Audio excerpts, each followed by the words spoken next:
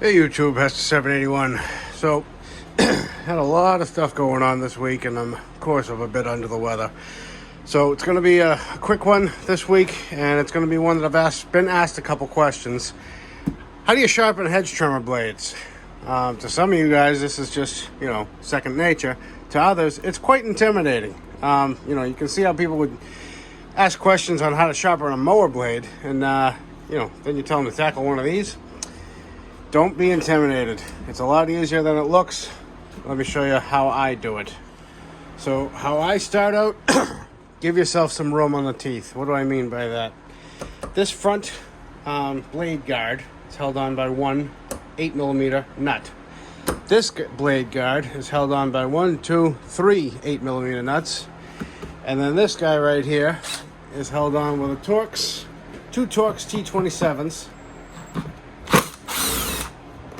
And the nuts are captured, so there's no need to worry about losing them. Do I have to unplug the spark plug is the question. Well, pull those right out. Find out. Come on. I'm hitched. I'm hitched on something. Yep, probably the spark plug. Yep, there we go. So, take that out. Don't lose your rubbers. They will stick. They will fall off. All right. Take off the guard next.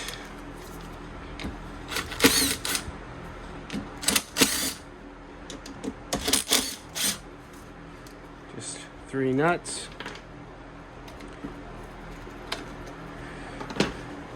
And then the tip. One last 8mm. This should just lift right off. Just kind of stuck. Hasn't been off in a long time. What are we doing here? Oh, it's in a little bit. All right, fine. We'll play your game. So now I've just flipped it over. We're gonna take out that Torx that nut was on. Or I just lowered it a bit. And just snug that back up. We are going to address these later. Alright, so as with all redundant tasks in life, get comfortable. You can't see it, but I'm sitting in a chair right now and I got this propped up so it's not going to move. And there's a couple ways to skin this cat. If you only have a hand file, you can absolutely do that. You just need to position the teeth in such a way that you can file each tooth. But for those of us who have things to do, we like to use electric or pneumatic. And right now I'm going with electric, but I used to use pneumatic. I'm using a die grinder, right angle die grinder.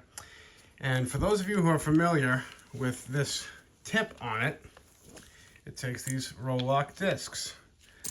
Pretty simple, pretty ordinary.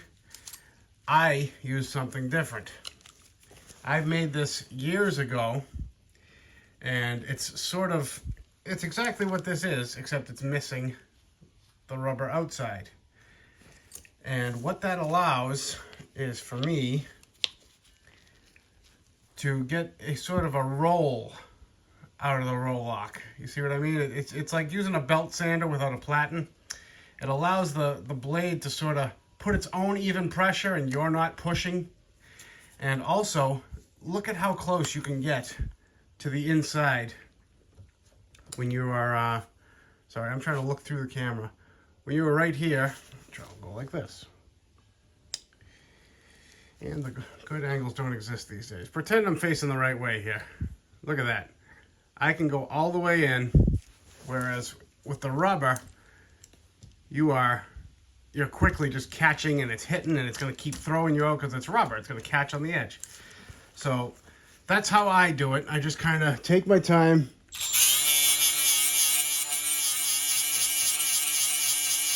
I got this set on the lowest speed there is and I'm feathering the trigger. So you're just kind of working with it, following the angle that's there. It takes less than a couple seconds. You're basically just removing the surface. You want to take as little material off as possible to get the sharpest edge as possible, because you're going to have to do this a lot. You know, depending on how much you use it, once a season, maybe once every other season, but these blades aren't the cheapest thing in the world, so, you know, that's the other thing here. They are replaceable. What are you afraid of? If you mess up, buy another set. But eventually, you're going to get good at it. And look at how much time it takes per tooth. Let me do this one that you guys can actually see. There. Nice and simple. And this is my setup. Got a chair right in front of the fan. It's 98 degrees outside. In the interest of sanity, I am not going to make you watch me do every single blade, but I am going to turn you on when I flip to the other side. All right, we've sharpened both front and back. Now, depending on how bad your blades were, I don't know if you can see, but there is a burr right there, little one right there. Not all the teeth are going to have it, but what you do for that is I take a smaller disc and I just kind of give it a quick little touch on each one. It takes 0.2 seconds per blade, but it's obviously redundant to watch. So I'll do that real quick.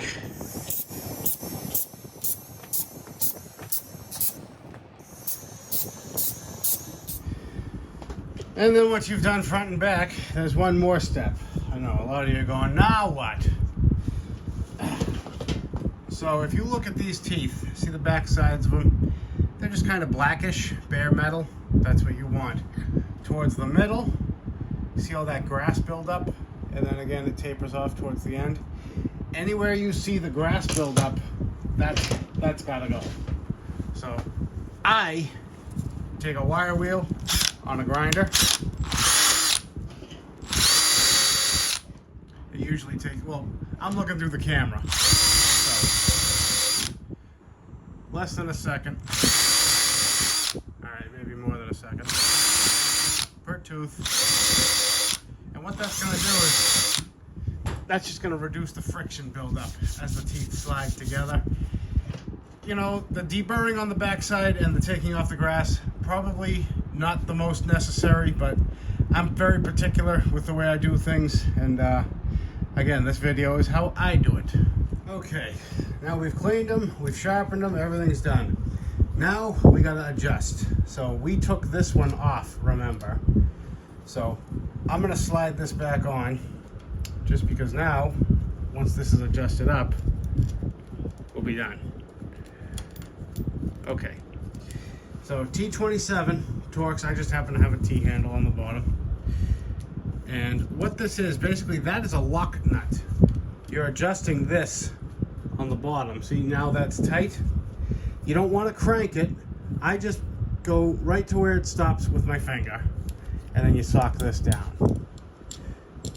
Just like when you're adjusting valves though, you gotta make sure you hold the bottom while you snug the top, because it will turn. And then repeat that for each of these.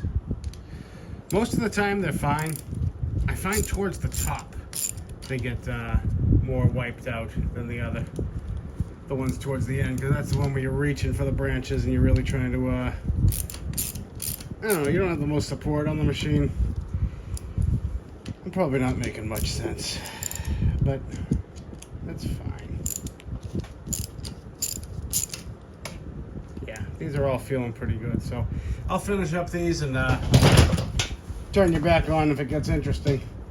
That was kind of interesting. And when we're back together, you should have just a little bit of play in between the blades, and that's what you're adjusting, in case I didn't say it before. My mind's in a bit of a fog, so you got to bear with me on this one. 2 points I want to address, because I know they'll come up in the comments. When I was saying how I could reach inside these blades without hitting with that rubber bit, I am well aware that you can spread them apart and make your own room. But see, once you get it to that point, and then you're kind of fighting it and you're twisting, and I like it better when you can just leave it and move down it like an assembly line. You know, it keeps it efficient. The other benefit to this bit that I use more than just this application, is these roll lock discs. They come in many different diameters. I believe this is 3, 2, 1.5, and 1. So you can use any size on these, and you have the roll, and as it wears down, you end up getting this size, and then as it wears down, you end up with that size, which it's, you know, you're getting your money out of these. You're not supposed to use these flat. You're supposed to use them on the side. So everybody knows once you get down to a certain point, they're useless unless you do something like this. I don't think they sell one. For all I know, someone's going to come yelling at me in the comments saying they do, and I'm an idiot. All right, one last step, and yes, I plugged in the spark plug. One last step. Last step, we're going to start it up and lubricate the blades with everybody's favorite cleaner. Don't light the torches just yet. So, why do I use WD-40? A couple reasons. So I've also used fluid film in the past and other spray greases. The problem is I want to clean the blades and lubricate them. I don't want it to be greasy. I don't want it to be sticky and attract dirt and all that stuff, because then it's going to stick to the blades and then it's going to create its own lapping compound. This stuff is just going to clean it out, freshen it up, and keep a little bit of lube in there. This is my personal preference. You guys are more than welcome to do your own thing. Judge me accordingly, but don't yell at me. It's been a long day.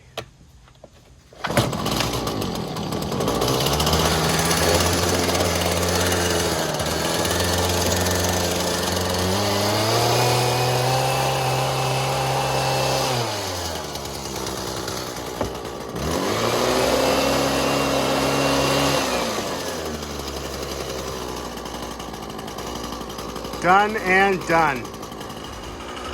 All right, let's see if they cut.